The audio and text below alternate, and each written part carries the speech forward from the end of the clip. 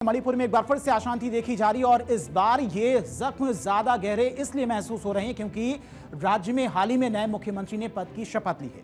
और जब हाल ही में वो एक नई सरकार की कमान मुख्यमंत्री के हाथों में सौंपी गई है तो समूचे देश ने राहत की सांस ली थी कि अब मणिपुर में माहौल शांत हो जाएगा, कहीं पर भी कोई हिंसा नहीं होगी। लेकिन शपथ ग्रहण के कुछ ही दिन के बाद कुछ ऐसी तस्वीरें मणिपुर से सामने आई जिसने सबको चौंका दिया। मणिपुर के लोग खुद भी इस वक्त हैरान और परेशान हैं। जिन इलाकों की तस्वीरें सामने आई हैं वहां के लोग काफी ज्यादा डरे हुए हैं।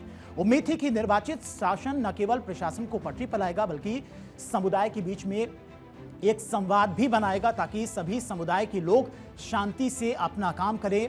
और लेकिन फिर से हिंसा भड़क उठी है। कहां कहां पर यह हिंसा हुई, क्या कुछ इसकी वजह वो भी आपको बताते हैं। मणिपुर में क्यों फिर से भड़की हिंसा, क्या है मंशा, ये अपने आप में एक बड़ा सवाल है क्योंकि अभी कुछ दिन पहले ही नई सरकार का गठन हुआ है। लेकिन उसके बावजूद भी आखिर मणिपुर में क्यों हिंसा भड़क गई है। 30 से ज्यादा बताया जा रहा है कि घरों में आग लगा दी गई, जिसके बाद लोग काफी ज्यादा डरे हुए हैं।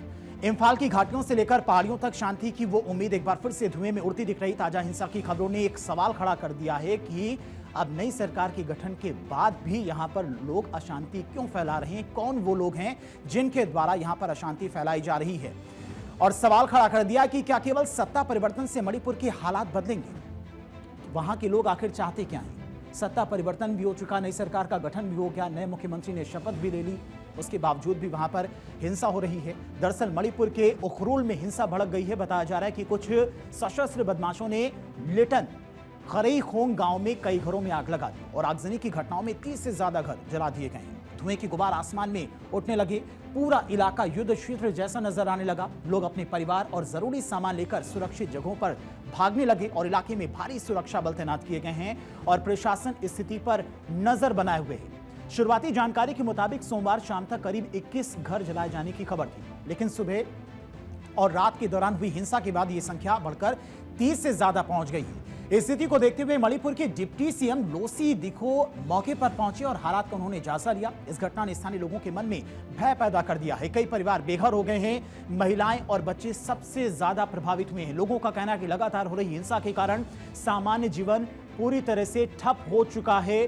और 4 फरवरी को युमनाम खेमचंद सिंह जब मणिपुर के नए मुख्यमंत्री के रूप में उन्होंने शपथ ली थी तो लगा था कि मणिपुर अब एक नई सुबह की ओर बढ़ेगा। सत्ता के इस हस्तांतरण को केवल एक राजनीतिक बदलाव नहीं बल्कि समुदायों के बीच में विश्वास बहाली की एक बड़ी कोशिश के रूप में देखा गया।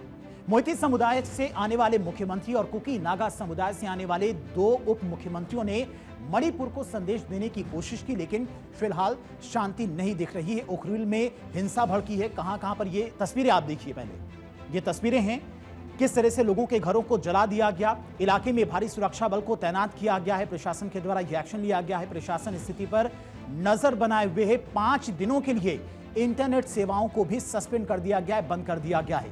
उखरुल जिले के कुछ हिस्सों में कर्फ्यू भी लगा दिया गया, जहां पर माहौल सबसे ज्यादा खराब है उन इलाकों में यह कर्फ्यू लगा दिया गया है ताकि वहां पर फिर से माहौल को शांत बनाया जा सके।